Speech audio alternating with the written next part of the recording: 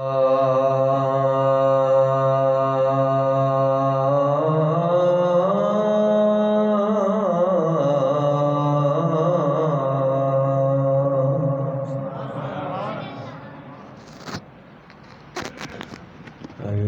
لله الذي لم يزل عالما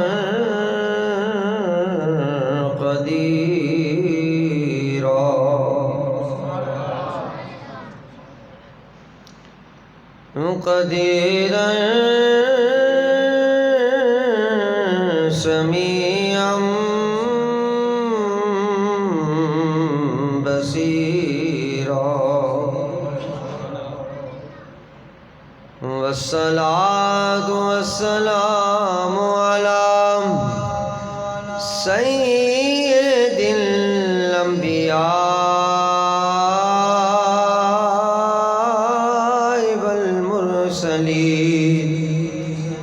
وعلى آله وصحبه وأهل بيته وأولياء أمته أجمعين.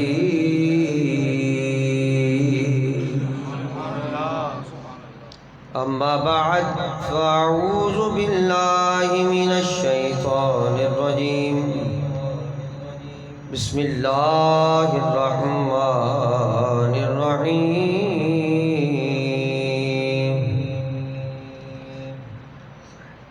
يا أيها الذين آمنوا استعينوا بالصبر والصلاة إن الله مع الصابرين.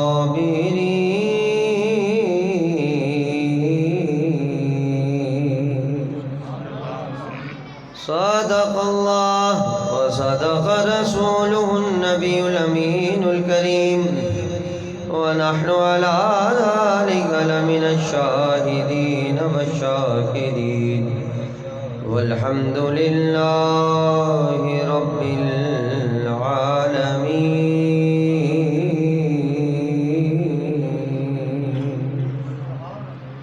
مل کر ایک بار میرے ساتھ مل کر درود شریف پڑھ لیں. الصلاۃ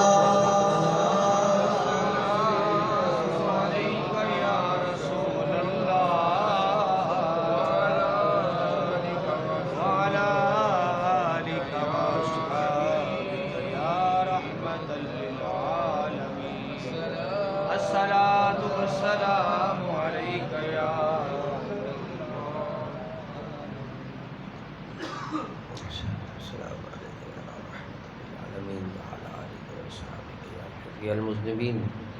بعد حمد و صلوات کے آج آپ دوست احباب کے ساتھ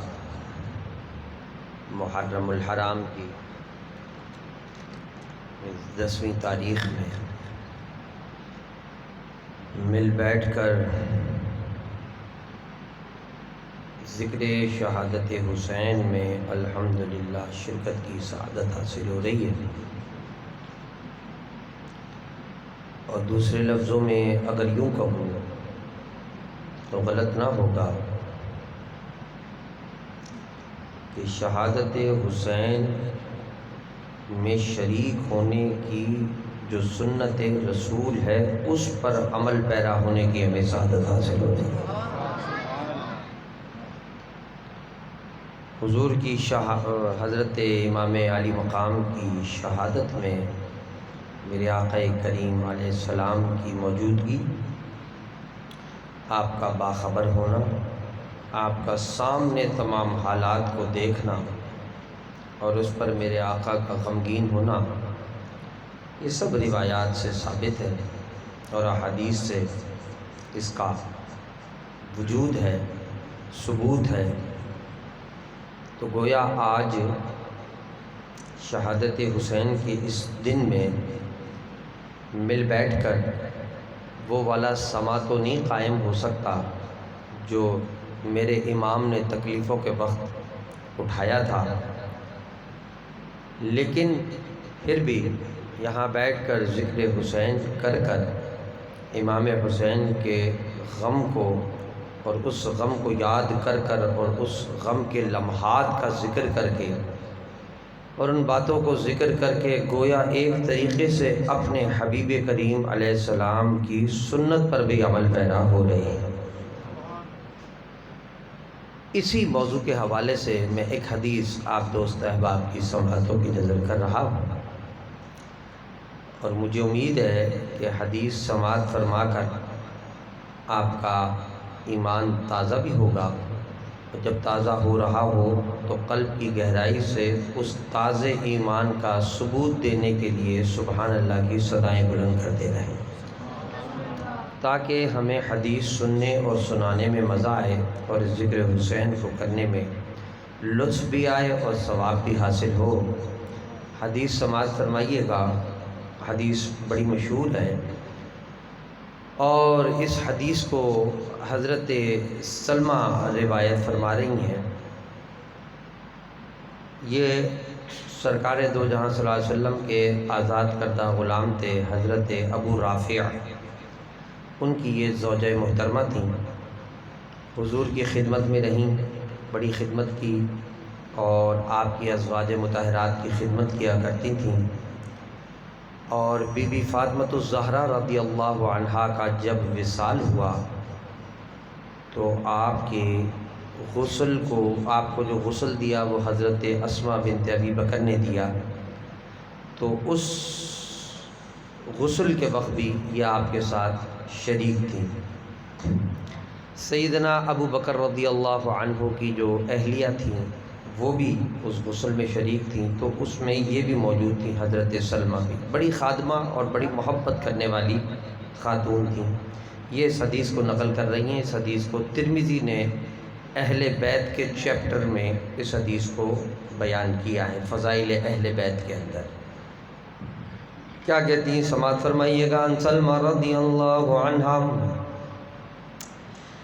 قالت دخلت على ام سلمة وهي تبكي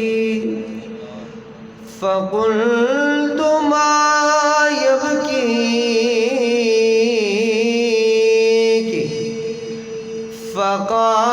فقالت رأيت رسول الله صلى الله عليه وسلم في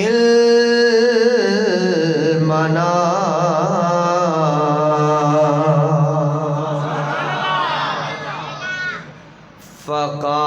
فقالت وعلى لحيته ورأسه التراب فقلت يا رسول الله ما لك هذا فقال رسول الله صلى الله عليه وسلم شهدت قتل الحسين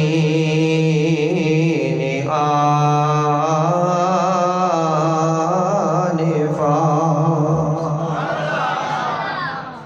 بآواز بلند کہہ دو سبحان اللہ۔ اس اسپیکر کی طرح جیسے یہ بار بار غوطے کھا رہا ہے، تم استقلال کے ساتھ بیٹھے رہنا اور بڑی محبت سے سنتے رہنا۔ یہ حدیث کا میں ترجمہ جب بیان کروں گا اور جب تشریح اور اس سے ایک دو باتیں عرض کروں گا، کیونکہ مجھے آگے بھی نکلنا ہے، دوسری جگہ پروگرام ہے، تو یہ بس باتیں سماعت فرما لینا بڑی توجہ کے ساتھ۔ بڑی مزیدار حدیث ہے، مشہور ہے، اکثر آپ نے سنی ہوگی، لیکن میں اس کو بیان کرنے لگا ہوں اور اس سے ایک دو باتیں عرض کرنے لگا ہوں۔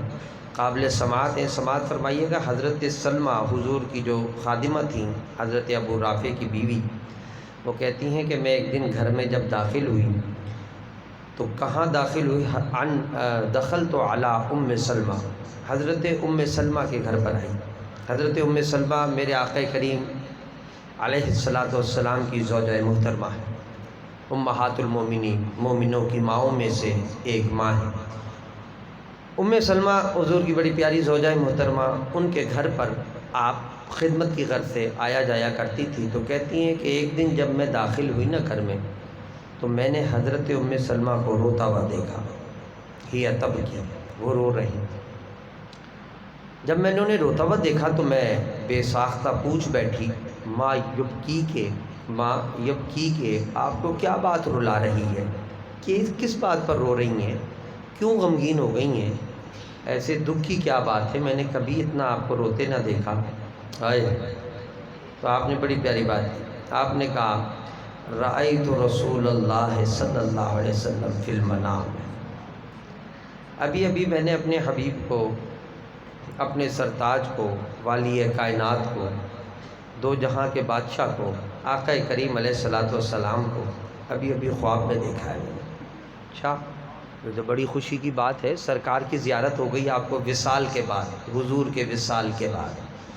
آپ نے 83 سال کی عمر تقریباً پائی، اور محرم یہ واقع کربلا سے 2 سال قبل آپ کا وصال ہوا، 2 سال پہلے آپ کا انتقال ہوا۔ تو سرکار دو جہاں صلی اللہ علیہ وسلم تو آپ سے بہت پہلے گزر گئے تھے، اور سرکار دنیا سے پردہ فرما چکے تھے ظاہراً طور پر۔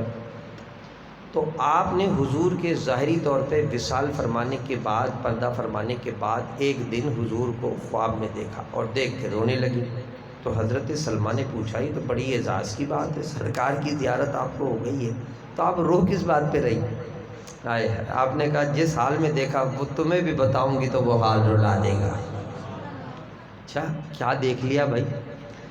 کہنے لگی فقالت وعلی لحیتہ ورأسہ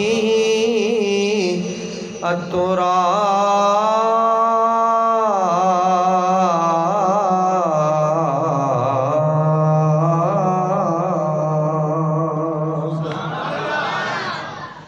فقلت یا رسول اللہ ما لک ھذا فقال رسول اللہ صلی اللہ علیہ وسلم شہدت قتل الحسین آنفا۔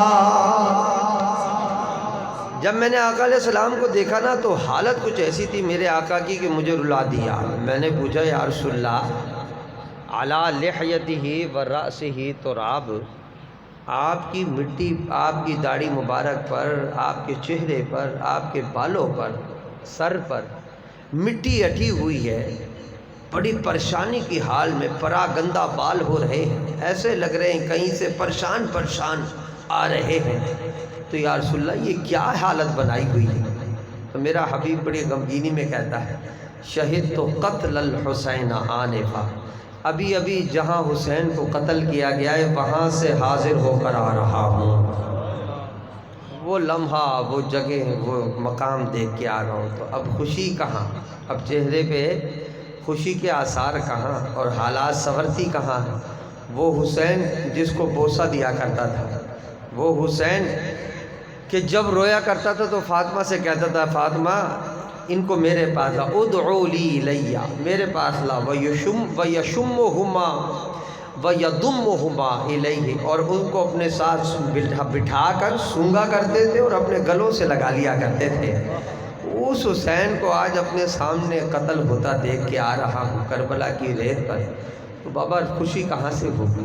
حالت تو یہی ہونی۔ یہ حضرت ام سلمہ نے جب سنائی یہ بات، جاگ کر، منام میں دیکھی تھی، خواب میں جب جاگ کے اٹھے اور حضور کی یہ بات جب سنائی تو زار و قطار ام سلمہ بھی رونے لگ گئیں۔ اور روایتوں میں آتا ہے جب یہ بات سلمہ کو سنائی، حضور کی خادمہ کو، تو وہ بھی وہیں بیٹھ کر آپ کے ساتھ رونا شروع ہو گئیں۔ اب اس میں سے چند باتیں بڑی مزیدار عرض کر رہا ہوں جو بڑی قابل غور ہے۔ سب سے پہلی بات یہ کہ یہ حضرت امام حسین رضی اللہ عنہ کے وصال کے وقت کا واقعہ نہیں ہے، کیونکہ میں نے آپ کو ابھی یہ بات بتائی کہ حضرت امام حسین کی روایتوں کے حساب سے اور احادیث کی روح سے اور محدثین اور مورخین کے حوالے سے حضرت ام سلمہ رضی اللہ تعالی عنہا کا زوجہ محترمہ کا وصال واقع کربلا سے 2 سال پہلے ہو گیا ہے۔ واقع کربلا 60 ہجری میں جا کے ہوئی، اس سے 2 سال پہلے حضرت ام سلمہ کا وصال ہو چکا تھا، اور اس وقت یہ خواب دیکھ رہی ہیں، اور آقا 2 سال پہلے بتا رہے ہیں ام سلمہ کو کہ میں ابھی حسین کی قتل گاہ سے ہو کر آ رہا ہوں، ابھی وہاں سے اس کو جس طرح بے دردی سے قتل کیا جا رہا ہے اس جگہ سے میں حاضر ہو کے شہید کا مطلب ہوتا ہے حاضر ہونا، خود موجود ہونا، میں وہاں پر یہ بات دیکھ کر آ رہا ہوں کہ کس طرح میرے نواسے کو بے دردی سے کاٹا جائے گا، یہ سب کچھ میں دیکھ کے آ رہا ہوں۔ اور کمال کی بات ہے، یہ جب خبر دی ام سلمہ نے، وہ واقع کربلا سے 2 سال پہلے کی بات ہے۔ سمجھ رہے میری بات؟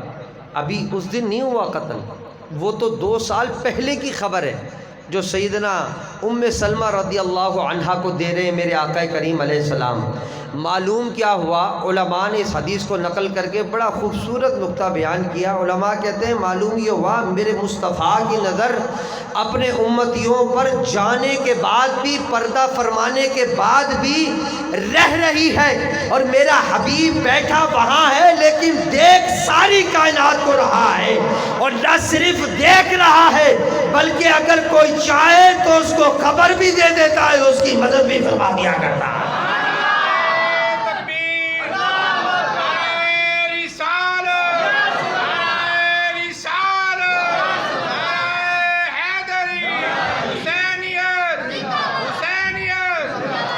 دیکھیں نا، ابھی تو 2 سال بعد یہ واقعہ رونما ہونا ہے، لیکن میرے آقا نے 2 سال قبل ام سلمہ کو خبر دے دی کہ اس طرح سے ظلم ہوگا، اور وہاں یہ مصطفیٰ بھی موجود ہوگا، میں بھی ہوں گا، دیکھ رہا ہوں گا کس طرح میری امتی کیا کر رہے ہیں میرے نواسے کے ساتھ۔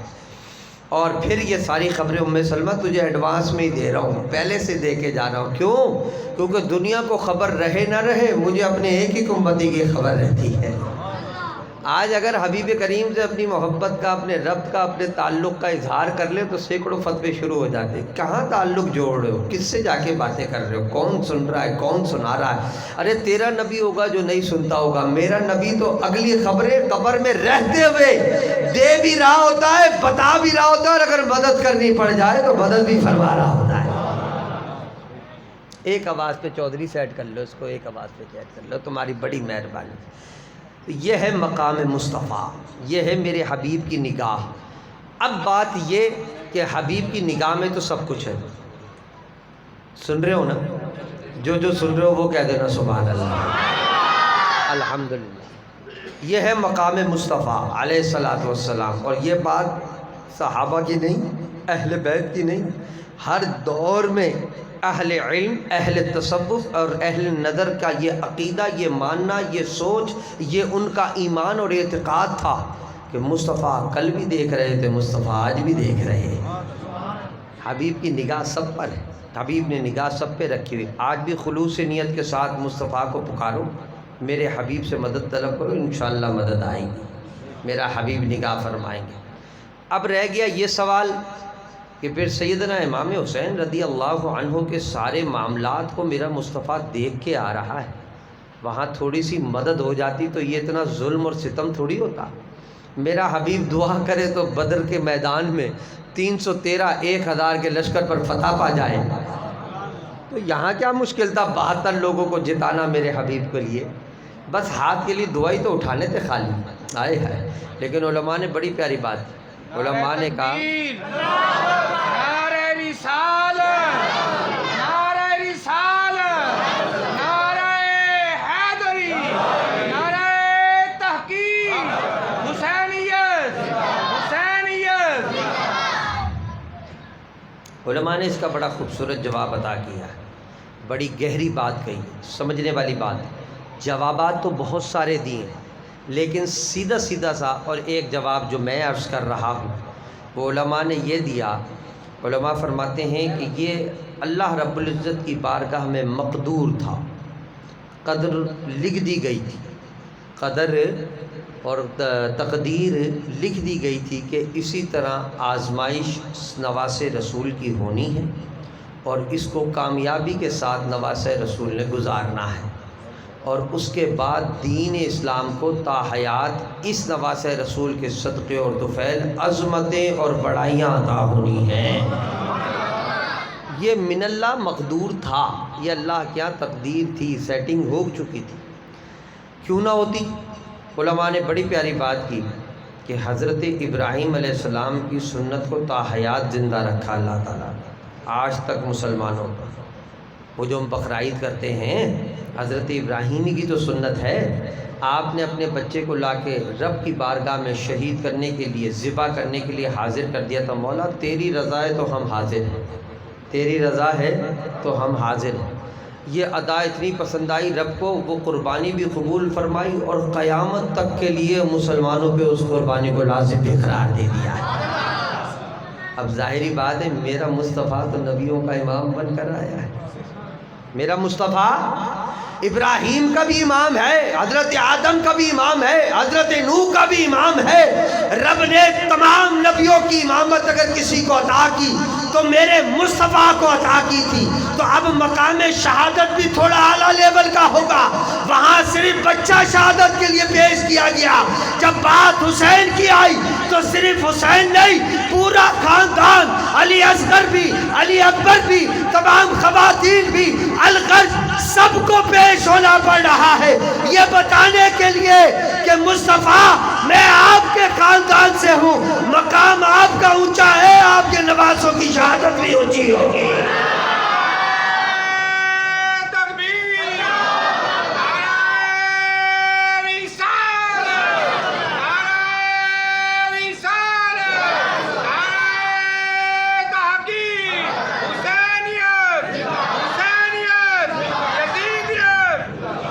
نانا امام الانبیاء بن کر آئے ہیں آپ کی امامت پر ضرب نہ لگے گی، قیامت تک لوگ یاد رکھیں گے، ہاں واقعی میرے مصطفیٰ کو صحیح امام الانبیاء بنایا تھا، کہ جس کے نواسے میں یہ دم ہے کہ دین مصطفیٰ کو بقا دینے کے لیے سب کچھ لٹا دیا، لیکن دین پر آنچ نہ آنے دی، پھر اس مصطفیٰ کا کیا عالم ہوگا، اس حبیب کا کیا کمال ہوگا، اس کے کیا مراتب ہوں گے، اس کے کیا عظمتیں ہوں گی۔ صرف اس بات کو مد نظر رکھتے ہوئے سیدنا امام حسین نے ایک بار بھی نہیں کہا مولا مجھے اس آزمائش سے میری جان چھڑا اور یہ تو کرم فرما، اس کو ٹال دے، یا مطلب یہ کہ اور کوئی طریقہ کار اپنا لیتے، نہ، یہ تو قیامت تک کے لیے سیمبل بن گیا تھا اور بن جانا تھا، کہ جہاں پر سب کے مقام ختم ہوتے وہاں سے مصطفیٰ اور آل مصطفیٰ کے مقام شروع ہوتے ہیں۔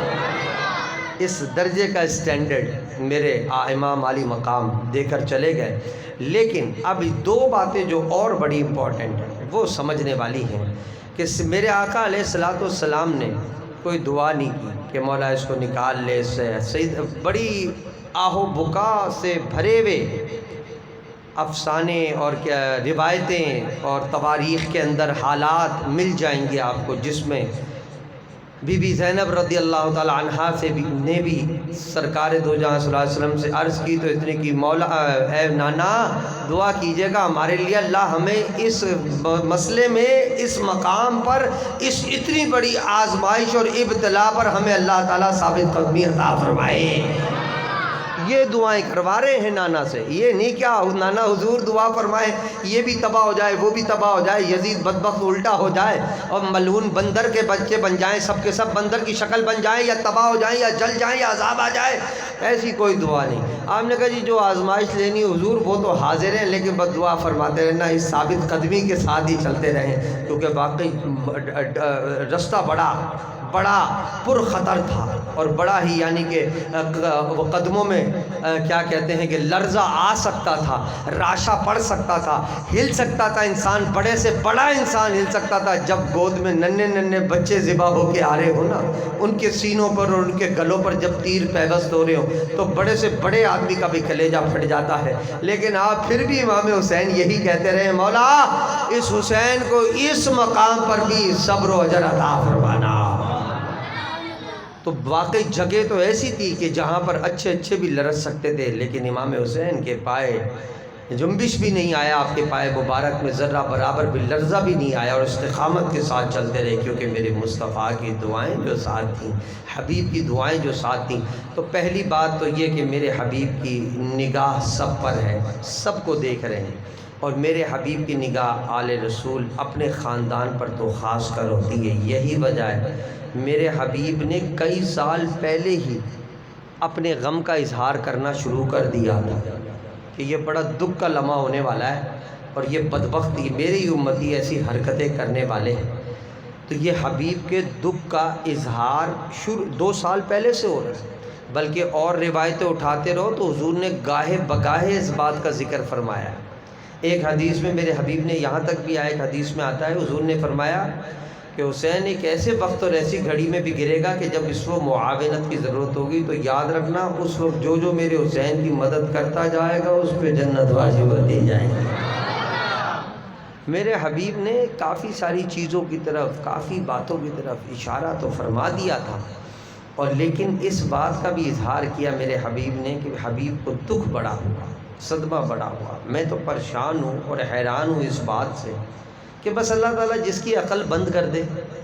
کہنے کو مسلمان تھے، کلمہ پڑھتے تھے، جب میرے امام عالی مقام سیدنا حسین رضی اللہ عنہ کربلا کے میدان میں پہلے دن جب حاضر ہوئے تو روایات میں، تاریخی کتابوں میں جو نظر آتا ہے، ظہر کی نماز کے لیے آپ نے اذان کا حکم دیا۔ جب اذان کا حکم ہوا تو یہ ابن زیاد، اس کا سارا قبیلہ آپ کے پیچھے قیادت میں نماز پڑھ رہا ہے۔ بتاؤ، سارے کے سارے موجود ہیں، کلمہ گو ہیں، اور پھر خبیث کی عقل اتنی بند ہو گئی، اور ان خبیثوں کی عقل پہ اتنے پردے پڑ گئے کہ پھر نواسہ رسول سے، عطرت رسول سے اپنے ہاتھوں کو رنگین کیا، ان کے خون سے، ناحق خون سے وہ بھی۔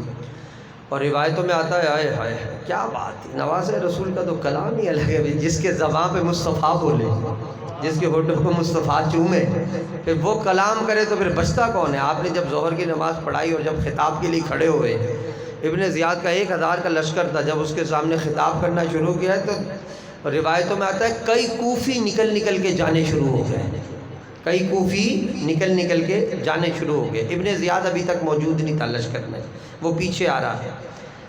تو جب وہ نکل کے شروع ہونے لگے، جو لشکر کا سپہ سالار تھا اس نے کہا لے بھائی یہ تو آہستہ آہستہ